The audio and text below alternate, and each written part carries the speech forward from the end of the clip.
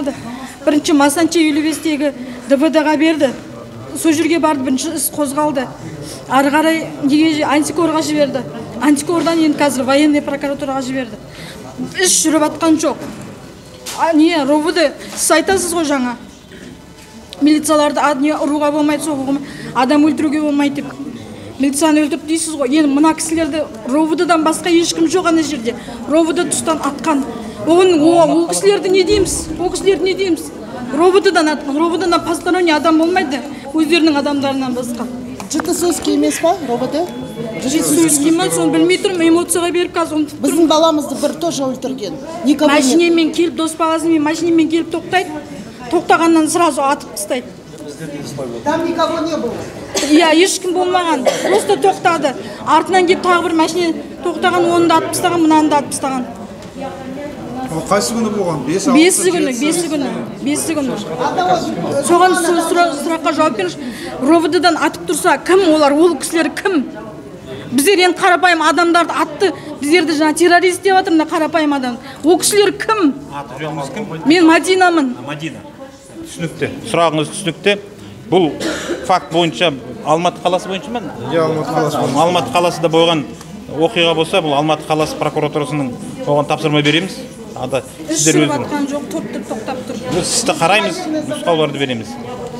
Бүгінде атпадыңыздар ма сіздерде? Міне сіз мынаны мен толық жауап алған жоқпын сізден. Толық жауап алған. Мен сізге айтып отырмын, Мадина, сіз мынаны сұрақтар беріп отырсыз. Мына кісі сіздің неңіз бауырыңыз қайтыс болып отыр. Солай ғой? Жиенім. Иә. Полиция отделінің қасында, солай ма? Бөлімшенің қасында. Сол себептен бұл Алматы қаласы, мен сізден сұрап отырмын ғой. Алматы қаласында болған оқиға деп отырмын. Алматы қаласы болған оқиғада болса, қазір тергеуді кім жүргізіп жатыр деп сұрап отырмын ғой, мен нақтылап отырмын. Ал енді мынау әскери тергеу басқармасы болса, әскери прокуратураға тапсырма беріледі. Мына сіздің бауырыңызға қатысты, өліміне қатысты қылмыстық істі қаралып, нұсқаулар берілетін болады. Сіз айтып отырсыз, қазір тергеу жүргізбей жатыр. Соған наразылықты білдіріп отырсыз. Мен дұрыс түсіндім ғой сізге. Сол себептен сізге айтып отырмын. Бас әскери прокуратурасына тапсырма беріледі, қылмыстық іс қаралады, алынады, сол тергеу нәтижесі, тергеу әрекеттері қалай жүріп жатыр. Сонда біз тексереміз де өзіңіз жауабын аласыз. Келістік пе? Жалғыз ұлды, мына отбасында жалғыз ұл, мамасының асыраушысы. Сіз қазір жаңа мына кісілер сияқты кешіріңіз. Жоқ, өтемақыны да талап етеміз. Өтемақыны да талап етеміз. Құр босқа, судың да сұрауы бар. Өтемақыны да талаймыз. Мамасы жалғыз басты.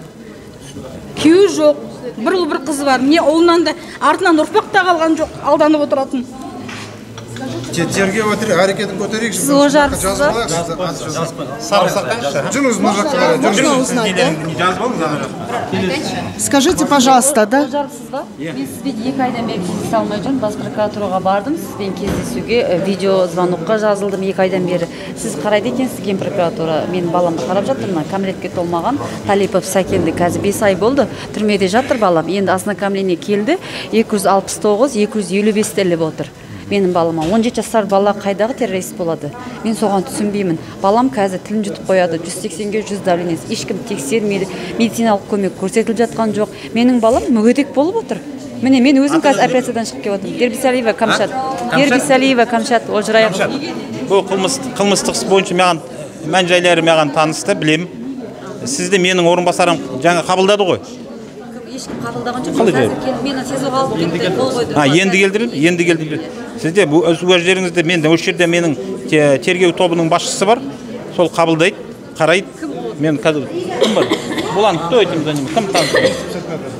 250 жоқ, 255 жоқ. Общий деп жатыр. Общийдің өзі террорист.